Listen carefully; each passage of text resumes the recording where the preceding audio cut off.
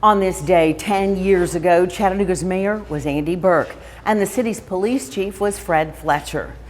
Berke lives and works in Washington, D.C. now, and Fletcher works as a law enforcement consultant in Colorado. But the tragic events of that day will forever link them to Chattanooga.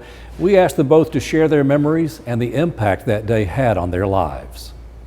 July 16th, 2015 was all planned out for Chattanooga Mayor Andy Berke. He was to share some positive economic news in a morning press conference, followed by a busy afternoon at City Hall. When he received news of a multiple fatality shooting, possibly involving police officers and members of the military, he abruptly ended the press conference and summoned his staff to his office. This is the message he delivered. This is about people have lost loved ones, and that's the only thing that we need to care about, and the effect that it's had on our city. Police Chief Fletcher was on his way to a law enforcement meeting in Nashville. He was almost there when he received an urgent call to return to Chattanooga. As he sped to the scene, his command staff and officers had already responded, rushing into harm's way. The CPD and neighboring agencies made him proud. The public servants, the police officers here were and are very brave. Everybody who was available went to the scene to make sure that they could put themselves between any possible violence and their neighbors. And I will remain, to my dying days, proud of that representation of the best of public service from Chattanooga. Rumors were rampant. People were asking, how many shooters were involved? How many victims were there? Were there any shooters still on the loose? Who was responsible?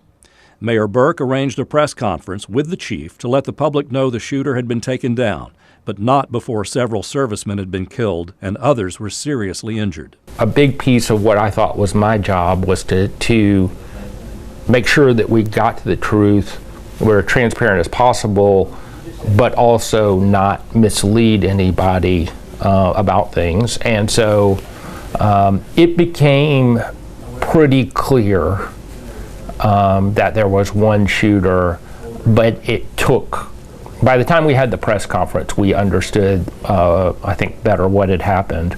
But it took a couple hours for us to track every rumor down and make sure that when we spoke to the public, we were giving people the truth. During our interview, former Chief Fletcher looked back at his own comments on that day for the first time in 10 years. I've never experienced this kind of heroism, this kind of courage, and this kind of selfless service. With two different scenes, obviously we were concerned about the number of perpetrators and the potential for additional violence. So we were mustering and deploying resources between myself, Chief Roddy, at the local FBI office, and our national partners. We were trying to deploy resources to make sure that there was no more violence to our neighbors. At the end of the longest day of their lives, both city leaders reflected on the families who had lost loved ones, how to heal a shattered city, and the importance of their own families. Tried to figure out what the next day was going to feel like.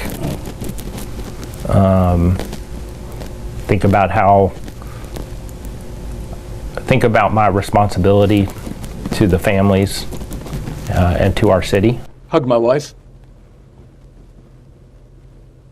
Called the people I cared about. Checked on my police officers. Made sure the people who were sacrificing themselves, whose families were sacrificing themselves, had the care they needed. Reached out to Tim White. Made sure that he had what he needed to take care of his people. Ultimately, leadership is a caring responsibility. So you take care of yourself, and you take care of others, and you help others take care of others, and you try to build more leaders. Now, both the mayor and police chief say they're still Chattanooga proud when they recall the outpouring of love from the city and surrounding area, as well as from across the nation. People who constantly ask them, what can I do to help?